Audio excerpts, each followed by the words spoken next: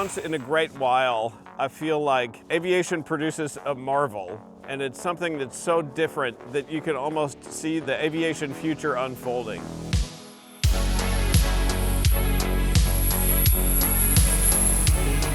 And today I feel that way again with this small Turbotech engine that has the potential to really revolutionize general aviation.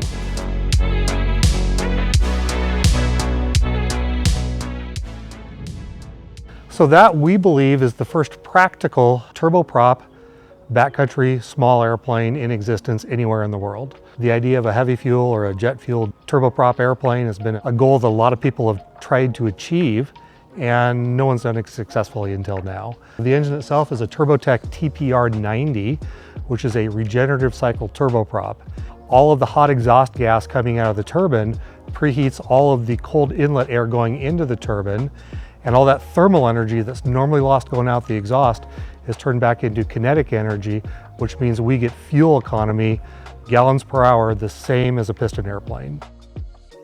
Our first contact with Turbotech was actually 2018. So we're coming up on 8 years we've been working with this company. We wanted to develop the technology, bring it to a point of customer readiness before we told the world about it. So this is not the normal turboprop engine. It's a regenerative turboprop engine that has different physics in terms of turboprops or APU engines or small class turbine type applications in GA before. It's been a collaborative effort where our engineering team, who has just this passion for being best of class in terms of developing innovations, could make them better and they could make us better in terms of their technologies. The airplane's got a modern glass panel in it. It's got a constant speed prop on it. It's a fully FADEC controlled engine. So it's just push a green button to start it up, push a red button to shut it down, and you've got one lever for go and slow. Anybody can have success with this airplane.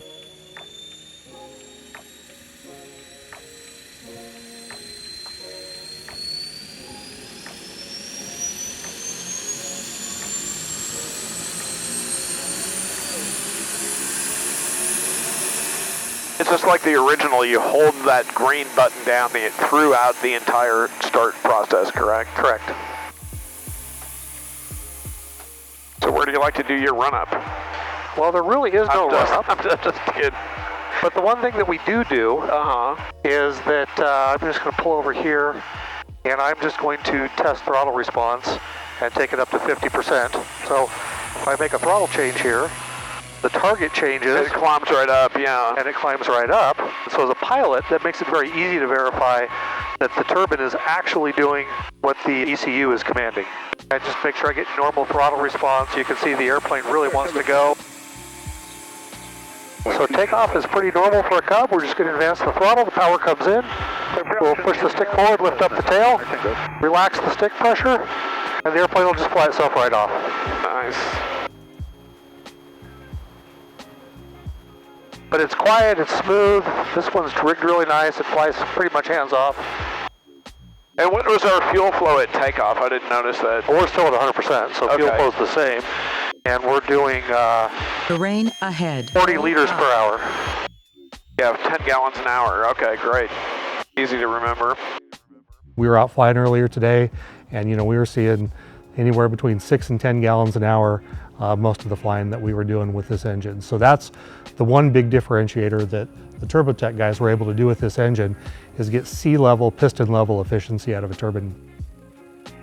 One of the reasons we're excited about the airplane is that it has throttle response similar to a piston airplane. There's not a whole lot of turbine lag in it. You push the throttle forward, you've immediately got power. You pull the throttle back, the airplane immediately decelerates. When you're coming into a backcountry strip and you want to land somewhere and you're going through thermals and you're trying to hit that short end of the strip and get stopped in minimal distance, having good throttle response is key, and this airplane has good throttle response. So the turbine lag is really minimal on the airplane already, and then that last little bit of turbine lag, the electric boost will get rid of.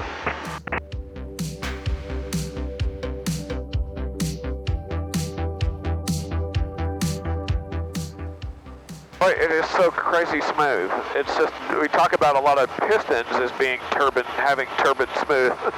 Yeah. But there's no turbine smooth like an actual turbine smooth.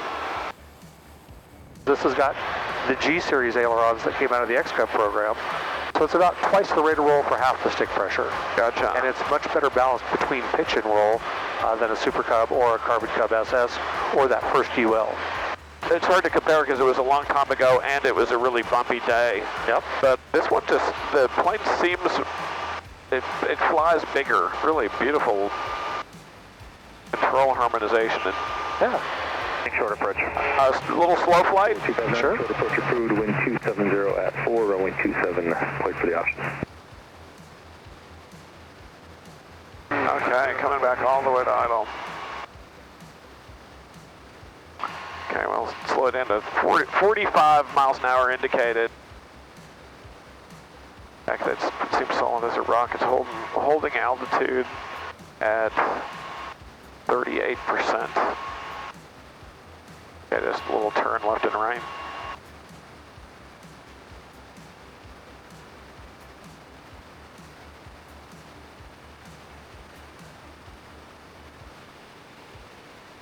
Yeah, it's like I can turn in a telephone booth. For those of us who are familiar with telephone booths. All right, we'll go to full. Throttle all the way back to idle. Hold that nose on the horizon. There's your stall warning horn.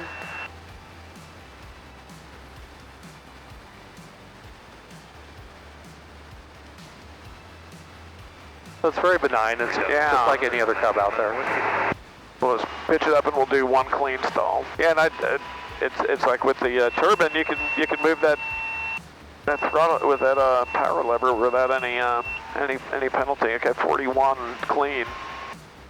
It probably can't fly as high, you know, in the high altitude gets you longer range than the not like the turbocharger. Yeah, like the turbocharger. This is just, I love the feel of this airplane, and it feels so substantial. I don't know what I was expecting, but I was just expecting a bit of a lighter feel for an airplane that weighs as little as this one does. What do you figure the like when you're trying to go somewhere with the best altitude for this?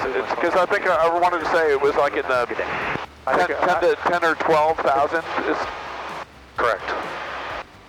That'll probably get you your best range. Your best speed will probably be 6,500 to 7,500. Gotcha. All right, I'm ready to head back for a landing or two, if that's okay with you. Yep. I love the pushrod control feel of the airplane. Okay, there's 60. Yeah, so like a 30% power, and that's about a 500 foot per minute rate of descent.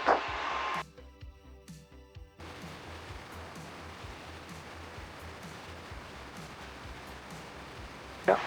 Throttle all the way back to idle. All the way to idle. And so keep that now. Start to round out as you're slowing down. There you go. Getting a little slower. There's your stall warning. Beautiful. It's a bit longer up front. It's sort of like pointing a rifle versus a pistol, you know? I mean, I find it helpful in visual pitch references. Our base price that we're going to market with is $690,000, about $100,000 more expensive than a brand new 2025 highest state-of-the-art piston airplane. But for that, you get turbine reliability, you get a 3,000 hour TBO on the engine instead of a typical 2,000 hour TBO on a piston engine.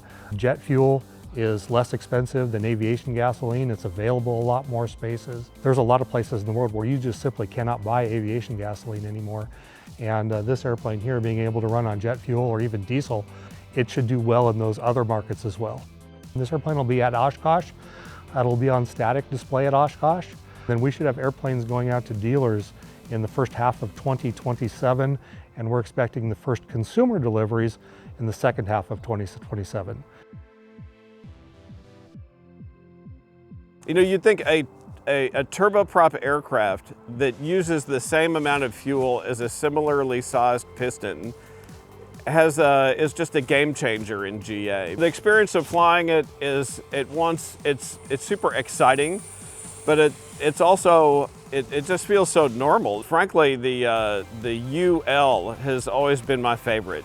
It's minimalist, it's light, and it's got a constant speed prop, and it performs. And now that really minimalist, lightweight, high-performing airframe has been paired with this very advanced, smooth, powerful turboprop engine. I've got maybe, less than an hour of flying time in this airplane, and I feel like it's an old friend. I so look forward to hearing what other pilots think after they fly it, because, you know, my mind is frankly kind of blown, and I think that theirs will be too.